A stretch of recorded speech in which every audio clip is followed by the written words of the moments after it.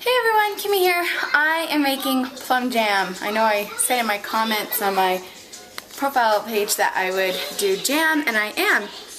And I've already did one batch this morning. I only made 3 cans because it was so small. But now I'm making a bigger batch, so... What's the matter? She needs me, just a sec. Okay, so let me tell you the step process I went through first. Okay, here are the plums. I'm just chopping them up in this bowl, you know, just little size. And if you like a chunky jam, my aunt who was here earlier who helped me prep all this, isn't that sweet? She likes, you know, more of a jelly. So what I did was I ran it through my Vitamix and made it more smoother. So the jars that I have on the table over there have a smoother jelly consistency, and so this batch here is also a smooth consistency. And so what I did was I prepped the fruit and then added them to the pot with 3 cups sugar and 3/4 cup water. And then I gently brought it to a boil and would stir it and stir it. It took a little while, probably close to 20 minutes, to get it to the gel-like consistency that I like. So, to find out how thick you need it, you put a spoon and a plate in the freezer, and let me go get the ones I have. Okay, I have a chilled plate and a chilled spoon. So now I'm going to come in, and I'm going to grab some jam, and I want to see it like sheeting off the spoon. See how it gathers together and then falls off? That is how you know it's the thickness that you want. See how it gathers together before it falls? And then on the plate, they said that you should be able to move it, and once it's cooled, you could see the gel consistency that it is. My jars are all sterilized. Now I'm going to try to do this without anyone being home. They're at school. So I have my hot jam, or jelly. There's still a little bit of lump in it, but not so bad where my aunt won't mind it. I have my lids here in really hot water. So what you do is you take your funnel and you stick it in a jar. Take your ladle.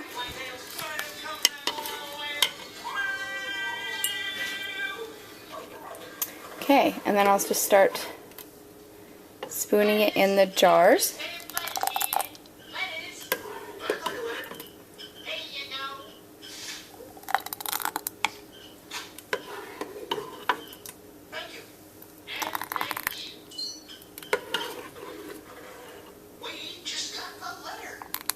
Until about 1/4 full up on the lid. So let me show you. That is perfect. See how far it comes up on the lid? 1/4 from the lid. And so from there, I'm going to grab a napkin and I'm going to wet it a little. And then I'm going to come around and wipe the sides and the tops of the jars and get any excess jam off. Okay. And then I'm going to take my magnet thing and grab a lid. Okay. And I'm going to come over and stick it on. Okay. And then I'm going to grab a cap, and I have some caps all cleaned in this jar over here. I'm going to twist it on finger tight.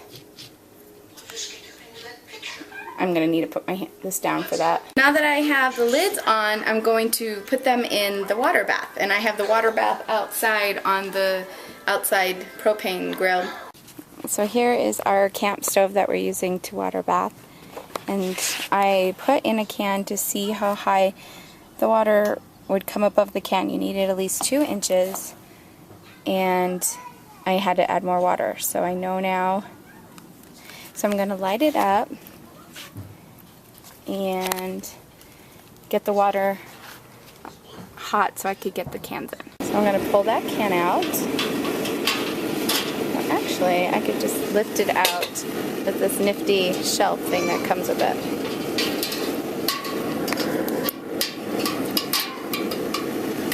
See? So then I'll add the cans in and then drop them in, and when the water starts boiling, we'll time it. Okay, now I have my jars, and I'm just going to pick them up and place them in the boiler.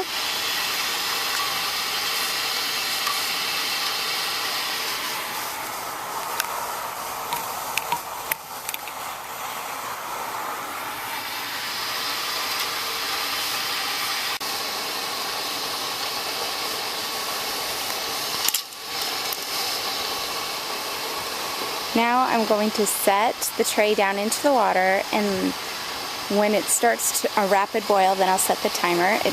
In the ball recipe book it says 15 minutes, but I'm in Utah at higher altitude, so I have to tack on 10 more minutes.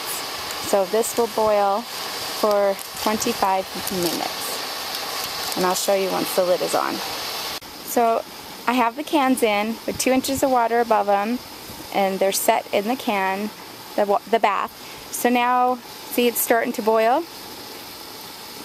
So now I'm going to put the cap on and set the timer for 25 minutes. Okay, time is up.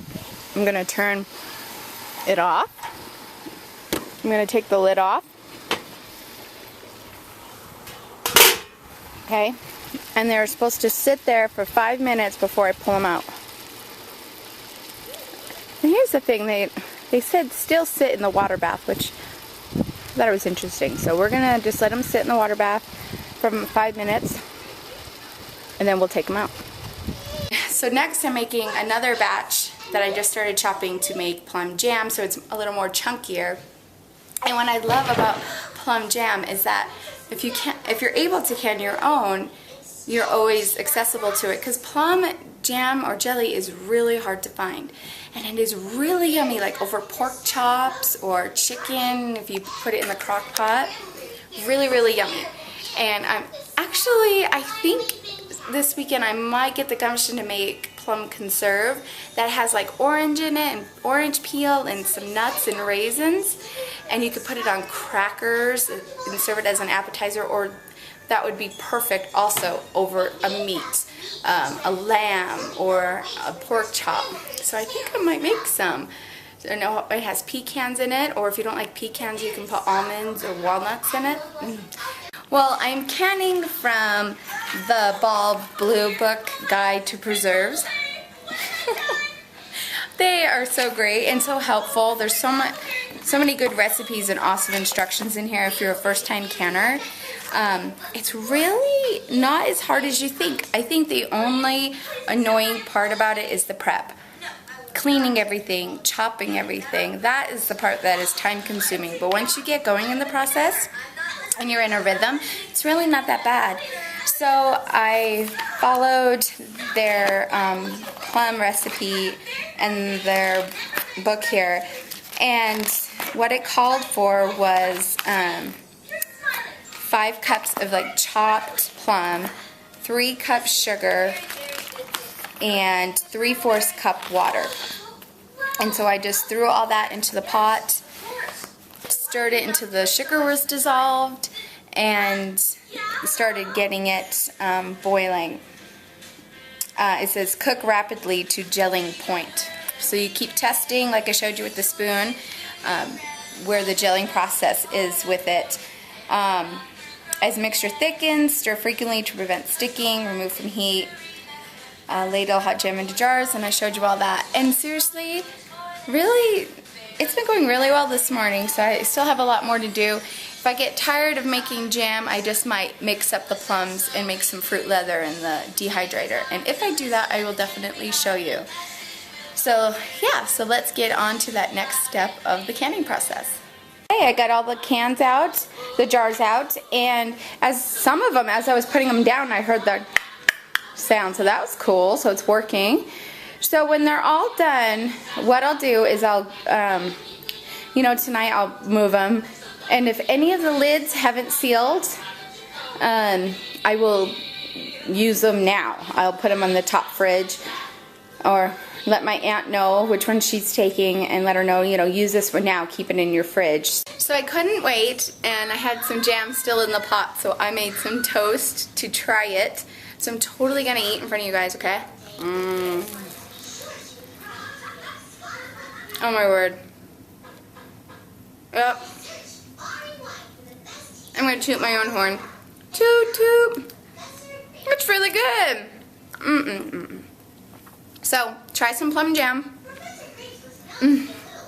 That would really be good over chicken, you guys. Like a chicken thigh or drumstick. Yup. That's good stuff, so.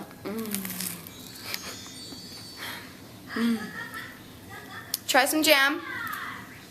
If you end up making some, let me know what you think. Tell me if you like it. Get brave. Don't be afraid. If I can do it, you can. I'm like the messiest cook, as you can see. I'm the clumsiest person, as you saw. And I'm a dork. But, you know, that makes me me. And I did it, and I'm proud of myself. So you try it, and let me know how it goes. Good luck, everybody. See ya. Look how small my toast got. Been sitting here thinking about it. It would be yummy over ice cream. Like French vanilla ice cream. Yum. Put it in the middle of a cupcake. Yum. Put it on scones. Put it on a bagel. Put it on an English muffin. Put it on fried dough. Oh, what's fried dough? That's what us New Englanders call an elephant ear or scone. I live out here in Utah. Some people don't know what I mean when I say fried bread. Put it over a biscuit. Yummy. Maybe have it alongside of some cottage cheese. Yum. I've just given you a whole bunch of ideas. See ya. Okay, that whole suggestion I made about putting it on the chicken, probably some of you were like, gross. But no, this is what I came up with. I took one of the half-pint jars of plum jelly, and I mixed it with an envelope of onion soup mix and a 1/4 cup Catalina dressing, and it is so yummy. So now I'm just going to pour that over the chicken, and I have chicken drumsticks, and I'm gonna cook it on low, probably up to like, probably 6 hours. And then I'm going to serve it over sticky rice. And my husband tasted it, and it was yummy. So yeah, there's a lot you could do with it. That's just one idea for you. Have a good day.